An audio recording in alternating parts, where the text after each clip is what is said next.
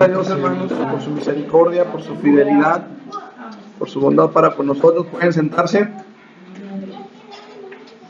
Y vamos a abrir nuestras Biblias, hermanos, ahí en la carta a los Hebreos. Carta a los Hebreos. Aleluya. Bendigan con nombre cuando lo tengan, capítulo 7. Hebreos 7, 22 al 28. Hebreos 7, 22 al 28. ¿Me indican algún amén? ¿Lo tienen? Amén. Gloria a Dios. Dice la palabra del Señor de la siguiente manera. Por tanto, Jesús es hecho fiador de un mejor pacto, y los otros sacerdotes llegaron a ser muchos, debido a que por la muerte no podían continuar. Mas este, por cuanto permanece para siempre, tiene un sacerdocio inmutable, por lo cual puede también salvar perpetuamente a los que por él se acercan a Dios, viviendo siempre para interceder por ellos. Porque tal sumo sacerdote nos convenía, santo, inocente, sin mancha, apartado de los pecadores, y hecho más sublime que los cielos, que no tiene necesidad cada día, como aquellos sumos sacerdotes, de ofrecer primero sacrificios por sus propios pecados y luego por los del pueblo, porque esto lo hizo una vez para siempre, ofreciéndose a sí mismo. Porque la ley constituye sumos sacerdotes a débiles hombres, pero la palabra del juramento posterior a la ley, al Hijo, hecho perfecto para siempre. ¿Quiere cerrar sus ojos? Hebreos 7, 22 al 28. Padre, en el nombre de Jesús, venimos delante de tu presencia, Dios, dando gracias por tu misericordia, por tu fidelidad. Gracias, Padre, por tu gran amor para con nosotros. Señor, en esta tarde, después de haberte alabado y glorificado con nuestro corazón, no solamente con nuestros labios, Señor, queremos suplicar de tu gracia, Padre, rogándote que seas tú trayendo una palabra viva y eficaz a nuestras vidas, que seas tú trayendo una palabra que verdaderamente edifique nuestro corazón. Señor, en el todopoderoso nombre de Jesús te lo suplicamos y te damos muchas gracias, Padre, por tu gran misericordia para con nosotros. Amén, Señor. Amén, gloria a Dios. El Señor añada bendición a su palabra, amén, hermanos. Aunque no podemos negar ni restarle valor al Antiguo Testamento o Antiguo Pacto, aquí lo hemos dicho muchas veces, el apóstol Pablo en su carta a Timoteo, en una de sus cartas a Timoteo, le dice: toda la escritura es inspirada por Dios y útil para redarguir, para corregir, para instruir en justicia, ¿sí? Y cuando el apóstol Pablo escribe eso, él escribe acerca del Antiguo Testamento, o sea, él estaba hablando de la ley, toda la escritura, la ley, los profetas y los salmos. A eso se refería el apóstol Pablo cuando escribe: toda la escritura es inspirada por Dios. Entonces, no podemos restarle valor al Antiguo Testamento, al Antiguo Pacto, ¿sí? Sin embargo, hermanos, lo cierto es que las bendiciones de Dios en el Antiguo Pacto estaban establecidas para un pueblo. ¿Cuál pueblo era? El pueblo de Israel. Entonces, para que la bendición de Dios alcanzara a todo ser humano, era necesario establecer un pacto nuevo, un pacto distinto al anterior. Ahora, ese pacto anterior, hermanos, si nosotros leemos con cuidado las Escrituras, nos daremos cuenta que está revelado, se explica aquel antiguo pacto en el nuevo pacto. Mientras que el nuevo pacto, si analizamos el antiguo con atención, nos daremos cuenta que el nuevo pacto está escondido en el antiguo. O sea, es una amalgama, ¿sí? Por eso los dos pactos entraron en un solo libro que se llama la Santa Biblia. ¿Me explico? ¿Cómo es este? Es que el otro, no sé qué falla traiga el aparato. No le digo. Es que el otro tiene todo el volumen abajo. Ahí tiene todo el volumen abajo, si es muy fuerte. Ese aparato no sé qué tendrá, no es el de aquí de la iglesia. Se ha confundido el hermano y no me lo... Para que escuchen más de Para que escuchen los de afuera.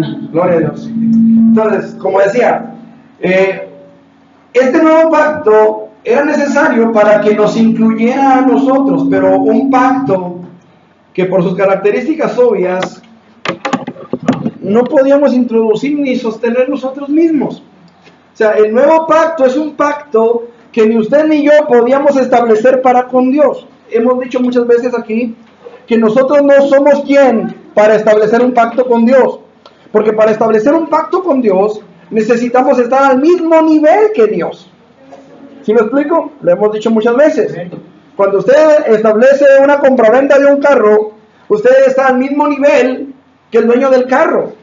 O usted está al mismo nivel que el que trae el dinero para comprar el carro. Por eso se establece el pacto entre los dos. Yo te vendo, tú me compras, yo te doy el carro, tú me das el dinero. Estamos al mismo nivel. Y establecemos condiciones entre nosotros mismos, ¿no es cierto? Le quito las placas porque las placas son mías. Y el otro dice, no, déjame las placas unos 15 días para hacer el cambio de propietario. Ya usted decide con el nuevo propietario si deja las placas o no deja las placas. Pero ya hay un convenio entre los dos. ¿Me explico? ¿Por qué? Porque los dos están al mismo nivel. En este caso, no podemos nosotros ponernos al nivel de Dios y establecer pactos con Dios porque no estamos al nivel de Dios. Entonces, para establecer este nuevo pacto, ¿quién, sino el mismo Dios, hecho hombre, podía establecer ese pacto? Por eso Jesús les dice a sus discípulos, este es el nuevo pacto en mi sangre. ¿Sí o no? Cuando establece la Santa Cena. Este es el nuevo pacto en mi sangre. ¿Por qué? Porque era el único que tenía el poder para establecer ese pacto. Y la sangre de Cristo era lo único que podía, amados hermanos, satisfacer la ley de Dios. Hablando de que el alma que pecare, morirá. ¿Estamos? Entonces, este pacto, como lo hemos leído en el mismo libro de Hebreos, necesitaba también un nuevo sacerdocio. El pacto anterior traía su sacerdocio, el sacerdocio levítico. ¿Sí? Por eso no podemos hablar de ciertas cosas que suceden en Génesis antes de la ley, no podemos mezclarlas con la ley. Porque el pacto antiguo, el Antiguo Testamento, trajo su sacerdocio consigo, el sacerdocio levítico. ¿Sí? El sacerdocio levítico no se establece en el libro de Génesis, se establece en el libro de Números. O sea, ni siquiera en el libro del Éxodo, sino en el libro de Números, en Levítico. ¿Sí? Ok, entonces, aquí la cosa es esta, hermanos. Un pacto tan sublime, tan precioso, tan perfecto como lo es el nuevo pacto, el Nuevo Testamento, necesita un sacerdocio que vaya a la par del pacto. ¿Sí me explico? Necesita un sacerdocio que vaya al mismo nivel que el pacto que se está estableciendo. De tal manera, hermanos, que Dios mismo se suscitó un mejor sacerdote que el sacerdocio levítico. No sé si me estoy haciendo entender o si los estoy revolujando más. Pero el asunto es que Dios establece un pacto mejor que el antiguo. Y como establece ese pacto mejor que el antiguo, necesita un sacerdote superior. Un sacerdocio superior al sacerdocio que ya existía.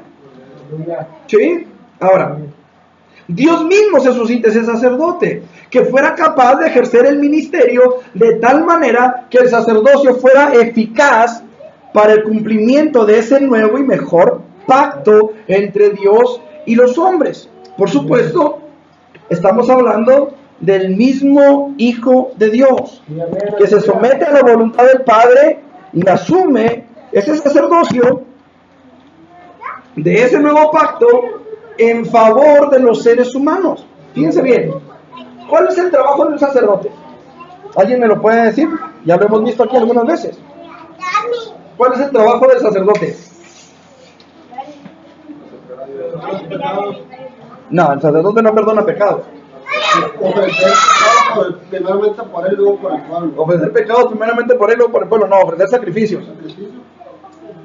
Ok, pero no es esa la función. ¿Cuál es la función del sacerdote? Es presentar a Dios delante del pueblo y presentar al pueblo delante de Dios. Es el mediador.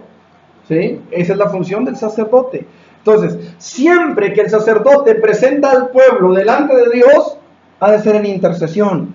Nunca vemos a un sacerdote, hermanos, acusando al pueblo delante de Dios. Nunca. Siempre el pueblo tiene un mediador, un sacerdocio que lo presenta delante de Dios. Y de aquí tenemos, hermanos, al mejor de los sacerdotes. Amén. A Cristo Jesús. Amén. Entonces, yo quiero hablarles de esto, hermanos. Hoy nosotros podemos acercarnos confiadamente al trono de la gracia porque tenemos un sumo sacerdote que traspasó los cielos. O sea, no traspasó el velo del templo como en el Antiguo Testamento, sino que traspasó los cielos para llegar directamente a la presencia del Padre, para que usted y yo pudiéramos tener acceso con confianza, como dice el apóstol Pablo, a la presencia del Dios vivo. Un sacerdocio como este, hermano, solamente Jesús lo puede llevar a cabo. Por esto, Jesús se convierte en el mejor sacerdote. Este es el tema de este mensaje, hermano. Jesús, el mejor sacerdote. Y aunque muchos buenos hombres en otro tiempo vivieron para servir a Dios en el sacerdocio levítico, hubo también otros que no eran tan buenos, ¿verdad? Pero estuvieron ahí en el ministerio también. Pero lo cierto es que Jesús es por mucho, hermano, el mejor sacerdote que se podría levantar en favor, oiga bien, en favor del ser humano. Y quiero que veamos, hermanos, a la luz de la palabra, algunas razones por las que Jesús es mucho mejor sacerdote. Es por mucho el mejor sacerdote que pudiéramos tener delante de Dios en favor de nosotros. En primer lugar, hermanos, Hebreos 7:25. ¿Por qué razón Jesús es mejor sacerdote? ¿Por qué razón el sacerdocio de Cristo es mejor?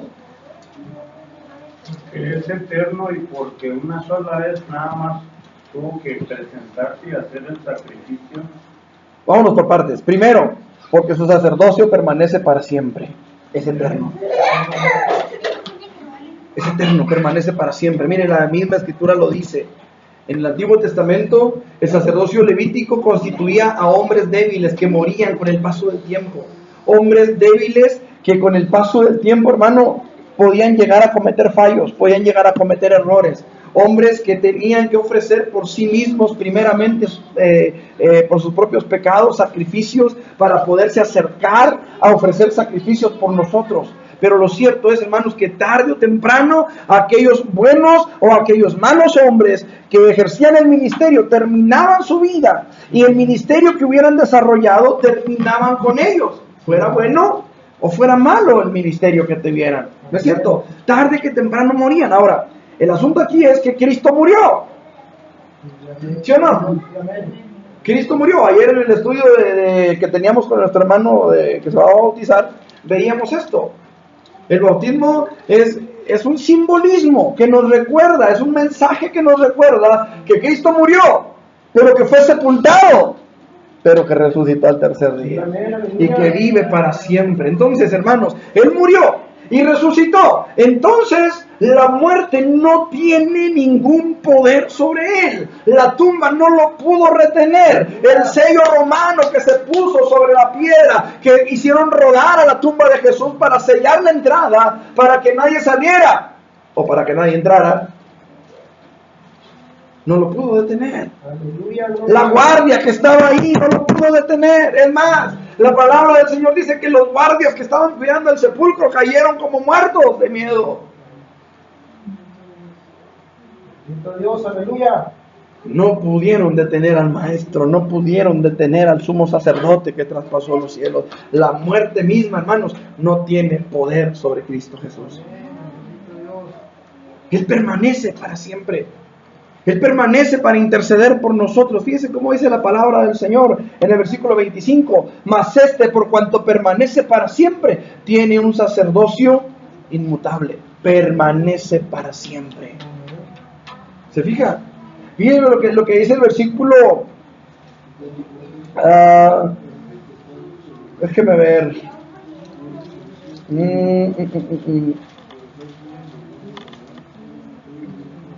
Versículo 25 dice: por lo cual puede también salvar perpetuamente a los que por Él se acercan a Dios, viviendo siempre para interceder por ellos. Hermano, ¿qué sería de nosotros sin la intercesión perpetua de Jesús? Hermanos, la palabra del Señor dice ahí en Apocalipsis que cuando la gran tribulación se suscita sobre la tierra, el templo, dice, se llenó de humo. ¿Ha leído eso? El templo se llenó de humo. ¿Qué significa ese humo dentro del templo? Dice, y nadie podía entrar ni salir a causa del humo que estaba en el templo. ¿Qué sucede en el templo en ese momento? ¿Qué pasa, hermanos, durante ese tiempo en la tierra? La Biblia dice que es tiempo de tribulación como nunca antes ha habido ni la habrá jamás. El templo se llena de humo y nadie puede entrar al templo, ni el Hijo, ni el sumo sacerdote que traspasó los cielos. ¿De qué estamos hablando? Cero intercesión.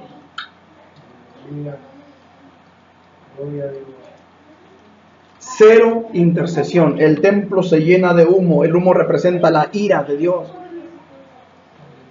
¿Cómo dice que sale del abismo? ¿Qué dice que sale del abismo? ¿No dice que sale humo?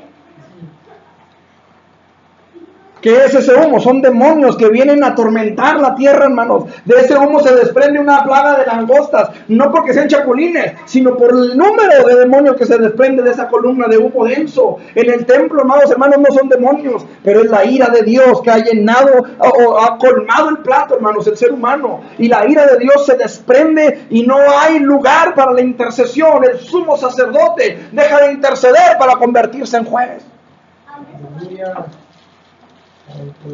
Pero en este momento, hermano, usted y yo tenemos un sumo sacerdote que permanece para siempre. Mientras usted y yo estemos en esta tierra, habrá alguien que esté intercediendo por usted, habrá alguien que esté intercediendo por mí. Tenemos dos intercesores, hermanos amados: el Espíritu que gime dentro de nosotros, el Espíritu Santo que le ha hecho morar en nuestras vidas, y el intercesor eterno que tenemos delante del Padre Celestial, Jesús, que traspasó los cielos y se sentó a la diestra del poder de Dios para interceder por nosotros.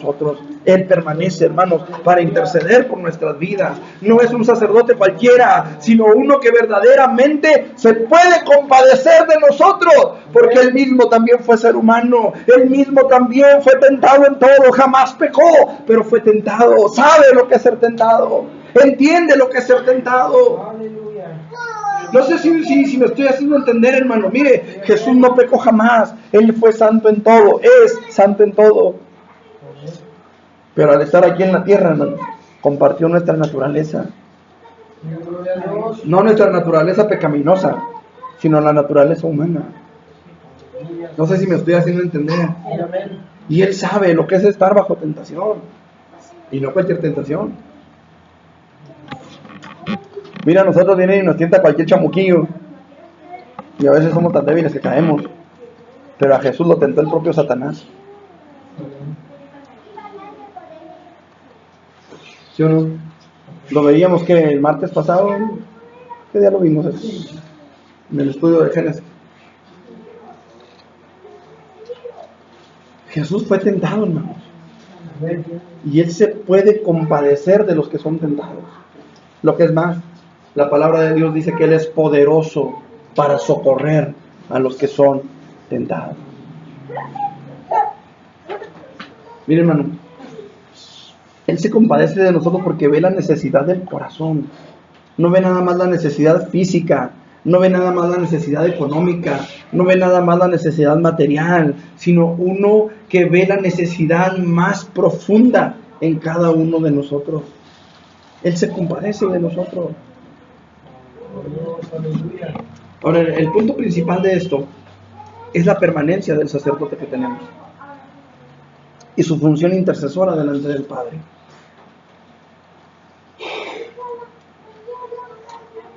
Gloria a Dios. Jesucristo vive e intercede siempre delante del Padre por cada uno de nosotros. Siempre Él intercede por cada uno de nosotros. Qué importante y qué interesante es darnos cuenta, hermanos. Lo interesante es que Jesús no para de interceder por nosotros. Muchas veces hemos hecho compromisos con Dios. ¿No es cierto?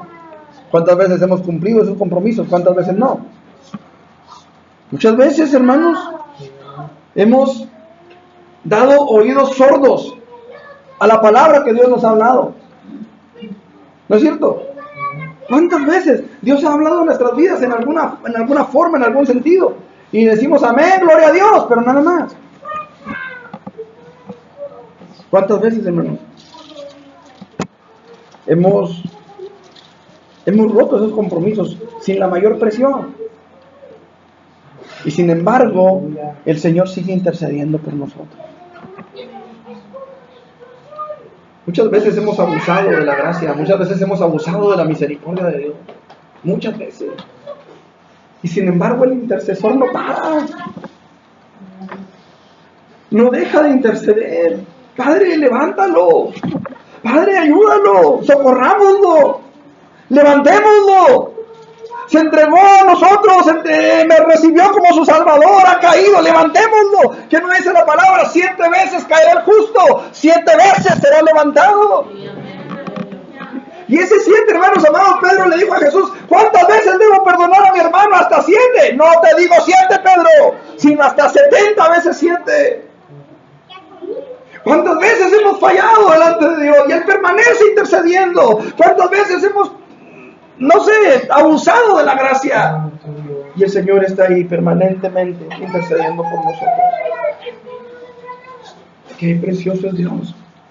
Dios mismo ha tenido misericordia de nosotros, dándonos una nueva oportunidad. ¿No es cierto? Cada rato nos da una nueva oportunidad. ¿La merecemos? No, no la merecemos.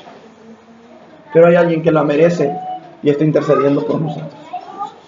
Porque todos los méritos, hermanos, fueron cubiertos por Cristo Jesús.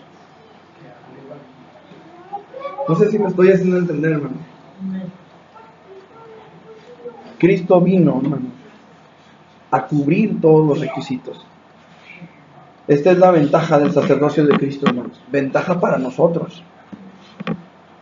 Porque la ventaja de la que hablamos es la ventaja de tener un sacerdote que nos presenta siempre delante del Padre cada día para que obtengamos la misericordia del Padre para nosotros.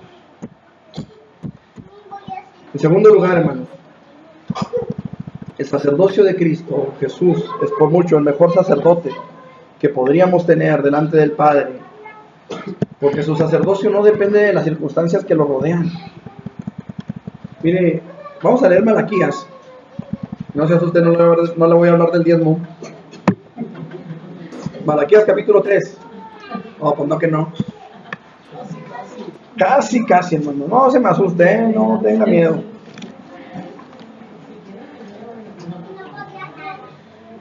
Malaquías 3. ¿Lo tiene? Versículo 6. Bien cerquita, hermano. ¿Lo tiene? Porque yo, Jehová, no cambio, dice la palabra. Por esto, hijos de Jacob, no habéis sido consumidos. Hasta ahí, hermano, no se me asuste, no se me va a traumar. Porque yo, Jehová, no cambio. Por esto, hijos de Jacob. Fíjese cómo les llama. ¿Hijos de quién? ¿Y qué hemos venido hablando en Génesis respecto de los nombres, hermanos? Como diciendo hijo ratero, ¿no? Hijo. Usurpadores.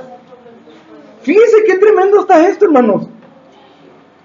Este profeta Malaquías nos da luz sobre el ministerio de Cristo en cuanto a la inmutabilidad de su ministerio. Él no cambia a pesar de nosotros. ¿Cómo le puso Dios a Jacob? ¿Se acuerdan que Dios le cambió el nombre? Israel. ¿Qué significa Israel? El que lucha con Dios y ha vencido. ¿Sí o no? ¿Cómo le llama a la nación de Israel? ¿Cómo les dice a los hijos de Israel? ¿Hijos de quién? Hijos de Jacob. ¿Qué significa Jacob? Usurpador, ladrón, ratero, mentiroso, en fin. No, yo prefiero ser hijo de Israel.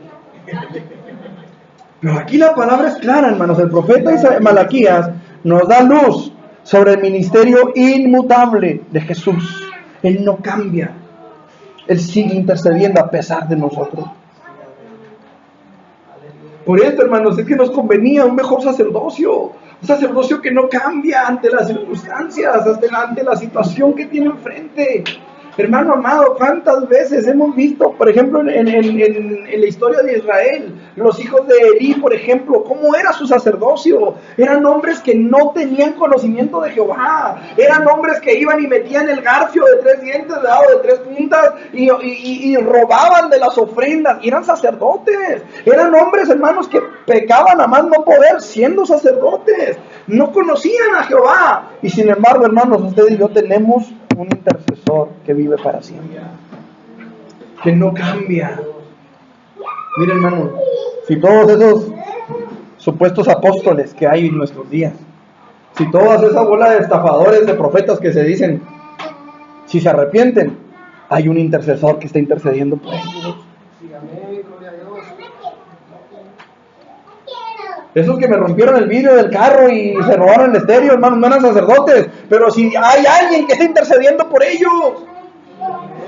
¿Me estoy explicando? Porque no cambia, no cambia. Esa gente que está escuchando en el parque, esa gente que está escuchando en sus casas, esa gente que no se arriba al parque, pero que está escuchando, hay alguien que está intercediendo por ellos para que la palabra llegue a sus corazones. Aunque ellos digan, yo tengo mi religión, aunque ellos digan, ese güero está loco, aunque ellos digan lo que quieran, hay alguien intercediendo por ellos. A lo mejor no lo podemos ver, a lo mejor no lo podemos oír, a lo mejor no lo podemos sentir, pero Él está en la presencia del Padre, clamando día y noche, ten misericordia de ellos. ¿Sí le gritaron? A usted le gritó.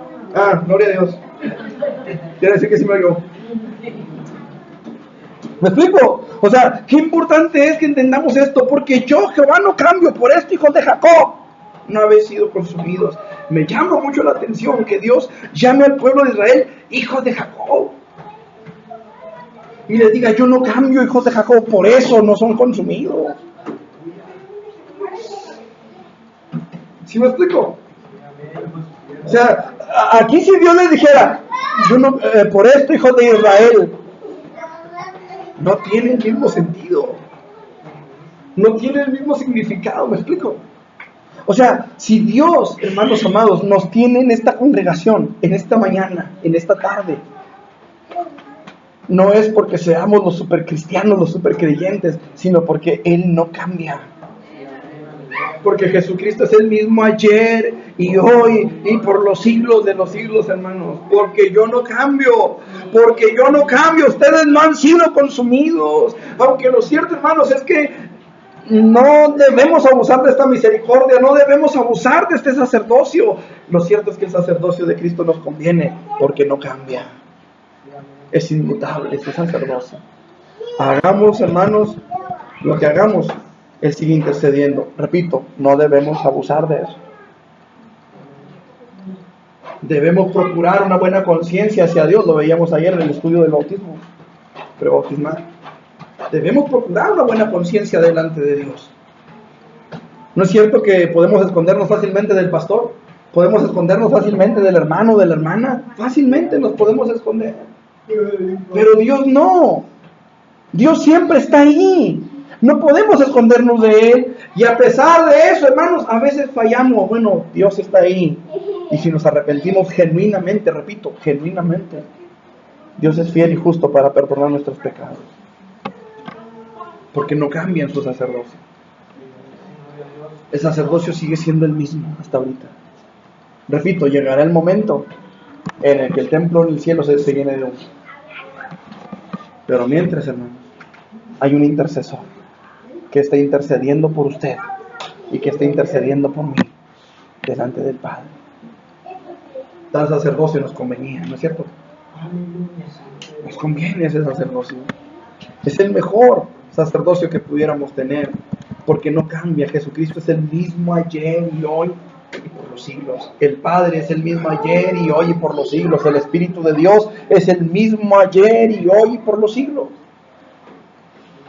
No cambia por las circunstancias, no cambia por las situaciones de la vida que a veces se presentan alrededor de nosotros. Él sigue siendo igual. Y a lo mejor de repente nosotros pudiéramos sentir, hermanos, que las cosas están mal, que las cosas no son como debieran. A lo mejor nosotros de repente pudiéramos decir, bueno, ¿y por qué Dios permite esto? ¿Por qué Dios permite aquello? La palabra de Dios es clara y dice, en el mundo tendréis aflicción, pero confiad, yo he vencido al mundo. Estamos en un mundo que nos aborrece, hermano. Nos aborrece el mundo. No podemos nosotros hermanarnos o amistarnos con el mundo, porque el mundo nunca será nuestro hermano, nunca será nuestro amigo. A veces nosotros caemos en el error de pensar que sí, pero no es así, hermanos. Por eso nosotros necesitamos, hermanos, aferrarnos, apegarnos a ese sumo sacerdote, porque hoy, hermanos, podemos contar y mañana podremos contar con que siempre Jesús está intercediendo por cada uno de nosotros, porque su sacerdocio es inmutable, hermano, no cambia. Él estará orando, Él estará intercediendo por nosotros, pidiendo al Padre misericordia, para que nosotros podamos tener esa misericordia de Dios a pesar de que hemos fallado tantas veces. No sé si me estoy haciendo entender, pero lo importante es, hermanos, que no abusemos de esa misericordia, que no abusemos de esa gracia, porque tarde o temprano el Espíritu Santo será contristado. Y necesitamos levantarnos ahorita que podemos, ahorita que hay alguien intercediendo por nosotros. En tercer lugar, hermanos, porque si no, no acabamos, tenemos 4 puntos, espero que podamos verlos los 4. Jesús es por mucho el mejor sacerdote que pudiéramos tener en favor de nosotros mismos delante de Dios, porque no hay necesidad de más sacrificios. Su propio sacrificio es suficiente, es todo suficiente para la redención de todo aquel que se acerque a Él por medio de la fe. Hebreos 7:27 dice la palabra del Señor de la siguiente manera.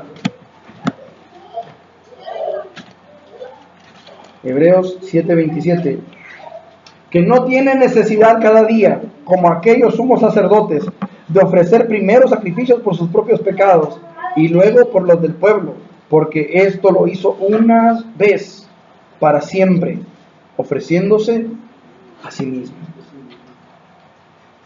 Hay una práctica en la Iglesia Católica, la Iglesia Popular, que tiene que ver con la Santa Cena. Ellos le llaman la comunión o la Santa Comunión, es lo mismo. La diferencia estriba, hermanos, en que cada domingo ellos sacrifican a Cristo. El nombre completo de la misa se llama el sacrificio de la Santa Misa. Ese es el nombre completo de la misa, el sacrificio de la Santa Misa. Y cada domingo ellos abren una puertita que tienen en el altar. Regularmente es de oro o está chapada en oro. Y adentro hay un cáliz, una copa que tiene vino. No es sangre, es vino. ¿Okay? Y tienen también una hostia. Es un pedazo de harina, de pan sin levadura. Parece papel.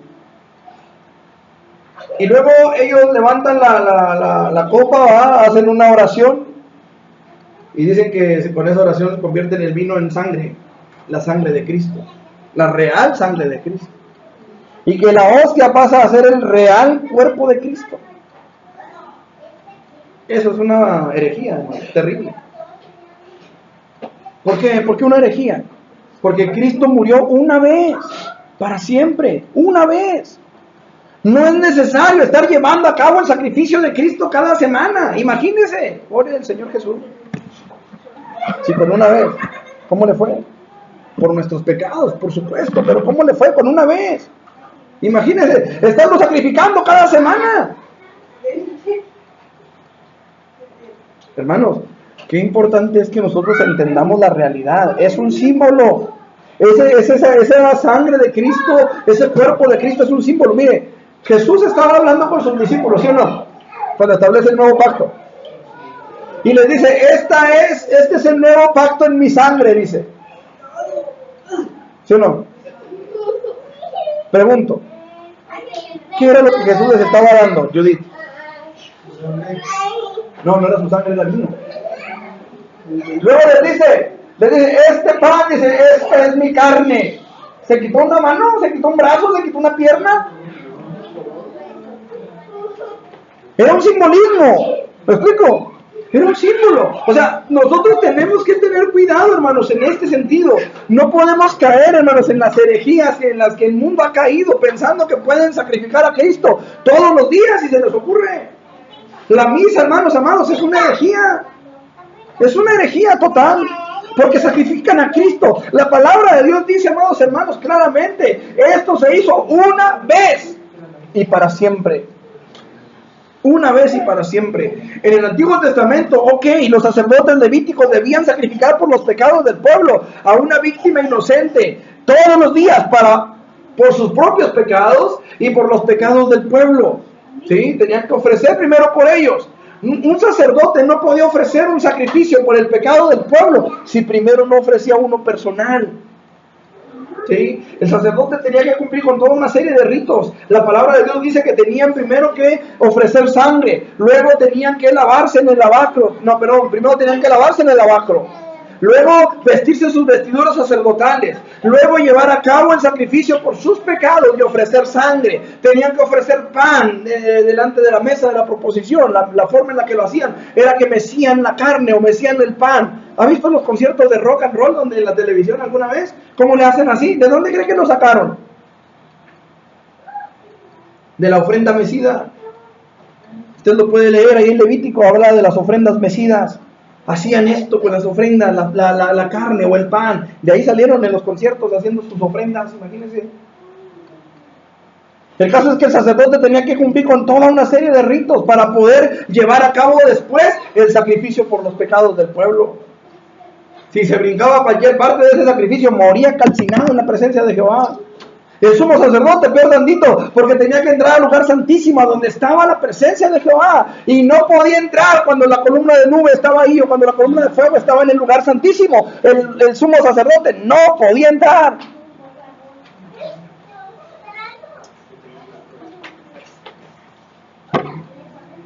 Ellos tenían que ofrecer, hermanos, antes de atreverse a ofrecer por los sacrificios por el pueblo, tenían que ofrecer por sí mismos. ¿Sí? De lo contrario, ningún sacrificio, óigalo bien, ningún sacrificio sería acepto delante de Dios si antes no ofrecían por sus propios pecados. Jesús, hermanos, se entregó a sí mismo. Se entregó a sí mismo para poder entrar a la presencia del Padre. La palabra de Dios dice que Él nos abrió un camino nuevo y vivo a través de su carne. El velo no fue rasgado de abajo hacia arriba, hermanos. Fue rasgado de arriba hacia abajo. Porque el hombre no puede romper el velo, el hombre no puede atravesar a la gloria de Dios por sí mismo. Necesitamos que Dios mismo rasgue el velo para que podamos entrar a la presencia de Dios. Y esto se hizo ya, hermanos, a través de la sangre de Cristo. A través del Calvario, y solamente a través del Calvario. Hoy nosotros, hermanos, podemos entrar en el lugar santísimo celestial, porque el Señor Jesucristo mismo se entregó en holocausto delante del Padre. Es nuestra ofrenda delante de Él. Es nuestro sacrificio, nuestra expiación delante del Padre. Por esto, hermanos, es que el velo no se rasgó de arriba abajo, perdón, de abajo arriba, porque solamente Dios lo podía hacer. Te digo, de arriba abajo, de abajo arriba. ¿Cómo es? De arriba hacia abajo. De arriba hacia abajo. ¿Sí?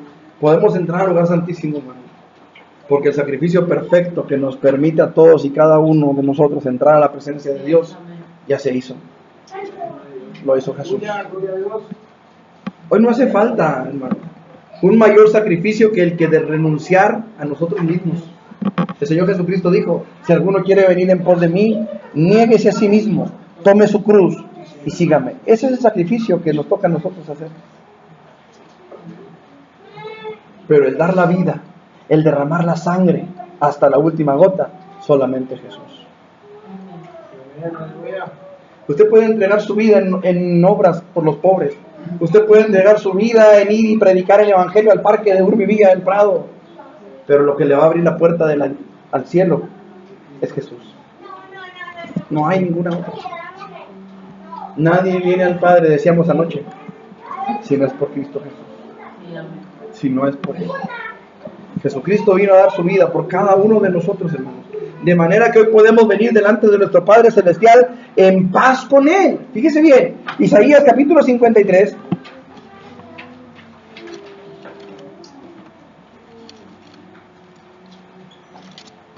¿Quién canta? 53.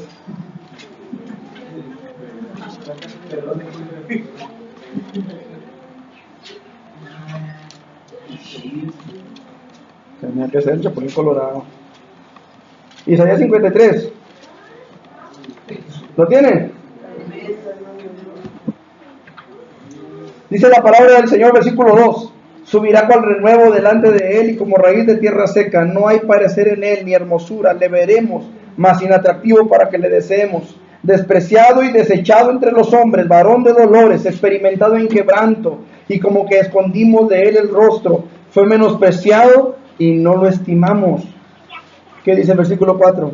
Ciertamente llevó él nuestras enfermedades y sufrió nuestros dolores, y nosotros le tuvimos por azotado, por herido de Dios y abatido. Mas él herido fue por nuestras rebeliones, molido por nuestros pecados, y el castigo de nuestra paz fue sobre él. Hasta ahí la lectura, hermano.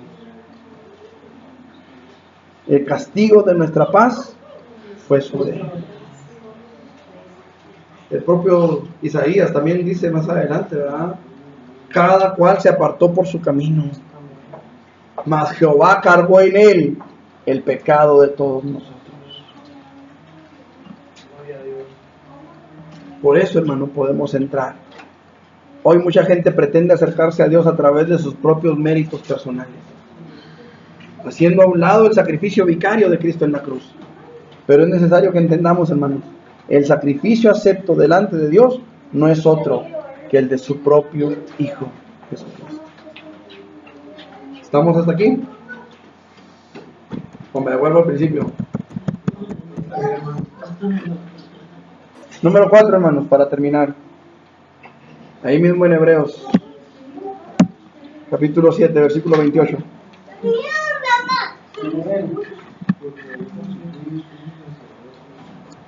Hebreos 7, 28, ¿lo tienen? Porque la ley constituye sumos sacerdotes a débiles hombres, pero la palabra del juramento posterior a la ley, al Hijo, hecho perfecto para siempre. Aquí yo quiero hacerle dos preguntas, hermano. Bueno, una pregunta.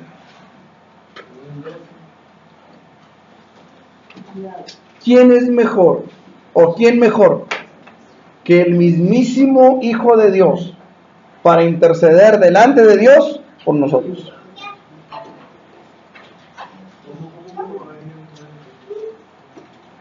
¿Quién mejor que el Hijo de Dios, el mismísimo Hijo de Dios, para interceder delante de Dios por nosotros? Fíjense a dónde los quiero llevar con esta pregunta. Fuimos nosotros, usted y yo, fuimos nosotros quienes le llevamos a la cruz. ¿Está de acuerdo conmigo? Él murió por nuestros pecados. Por eso fue a la cruz. Entonces, fuimos usted y yo quienes le llevamos a la cruz.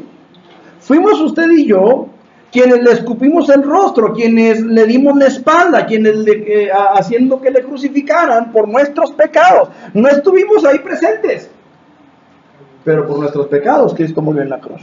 ¿Estamos o no estamos hasta aquí? Okay. Según leíamos en Isaías 53, bueno, vamos a leer otra vez, Isaías 52, desde el 52, vamos a leer. Versículo 13. Déjenme ver si es el 13. Sí. He aquí que mi siervo será prosperado, será engrandecido y exaltado y será puesto muy en alto. Como se asombraron de ti muchos, de tal manera fue desfigurado de los hombres su parecer. ¿De quién? De los hombres. Fue desfigurado de los hombres su parecer, y su hermosura más que la de los hijos de los hombres. Así asombrará él a muchas naciones. Los reyes cerrarán ante él la boca, porque verán lo que nunca les fue contado y entenderán lo que jamás habían oído. ¿Quién ha creído a nuestro anuncio y sobre quién se ha manifestado el brazo de Jehová? Lo demás ya lo leímos. Pero fuimos nosotros los causantes, hermanos, de la muerte de Jesús. Fuimos nosotros los que le ofendimos. Él no es el ofensor. Los ofensores somos nosotros. Él es quien llevó la afrenta. ¿Sí estamos hasta aquí? Él llevó la afrenta, Él llevó nuestros pecados, Él llevó nuestras culpas, Él llevó la humillación. Vuelvo a la pregunta de hace un momento. ¿Quién mejor que Él mismo para interceder por nosotros? ¿Quién mejor que el que llevó la afrenta para pedir misericordia por el ofensor?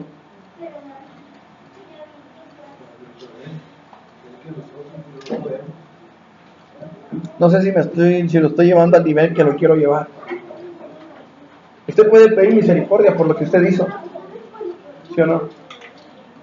No sé, de repente llega alguien, ¿verdad? Y atropella a un niño y llega la policía y se lo quieren llevar arrestado y la persona, el padre del niño dice, ¿sabe qué? Perdónenlo, el niño se atravesó.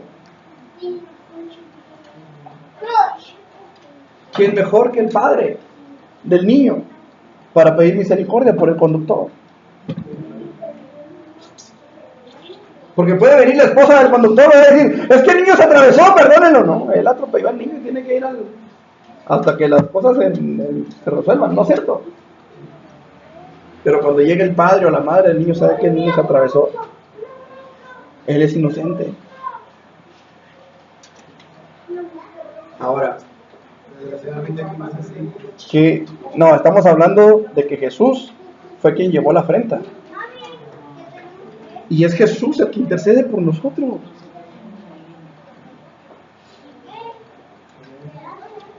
Por eso es un sacerdocio superior, hermanos. Porque todas las ofensas que le hemos hecho, todo lo que lo hemos ofendido, y es Él el que se levanta delante del Padre a pedir misericordia por nosotros. No sé si los estoy llevando a donde los quiero llevar. Pero qué importante es que nosotros entendamos, hermanos. Él es el ofendido, nosotros los ofensores. Y el Padre es el que está dispuesto a ejecutar su sentencia sobre aquel que ha ofendido. Pero el ofendido se levanta delante del Padre y dice, Padre, yo llevé el castigo. El castigo de nuestra paz fue sobre él. Qué interesante es el sacerdocio de Cristo, ¿no le parece?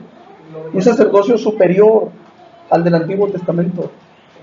Porque antes eran hombres que fallaban, que pecaban delante de Dios y que tenían que ofrecer sacrificios por sí mismos. Hoy es un sacerdote santo, justo, que llevó la ofensa que nosotros hicimos y que aún en medio de eso se levanta e intercede por nosotros. ¿Cuántas veces le hemos fallado a Dios? ¿Cuántas veces le hemos fallado al Señor Jesucristo? Y el Señor Jesucristo se levanta y dice, Padre, perdónalos, no saben lo que hacen. Y quizá a veces el Señor tendrá que decir, Padre, perdónalos, a pesar de que saben lo que hacen. Bendito Dios, aleluya. ¿No le parece que es un sacerdocio superior?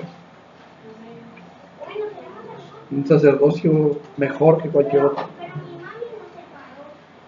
Usted y yo no necesitamos venir con el pastor y decirle, Padre, perdóname porque soy pecador. No, allá arriba tenemos a uno que intercede por nosotros delante del que verdaderamente puede perdonarnos. Sí, amén.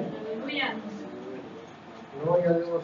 Que intercede por nosotros por un perdón que verdaderamente necesitamos. No uno que tranquiliza nuestra conciencia, sino uno que nos hace aptos del reino de Dios. Aleluya, gracias. Hoy, hermano, yo quiero invitarle, hermano, a que demos gracias a Dios por ese sacerdocio. Porque ni usted ni yo lo merecíamos. Ni usted ni yo merecíamos la gracia y la misericordia de Dios manifestada en Cristo. Pero hoy podemos disfrutar de ella, aún sin merecerla. ¿Quiere cerrar sus ojos? Ay,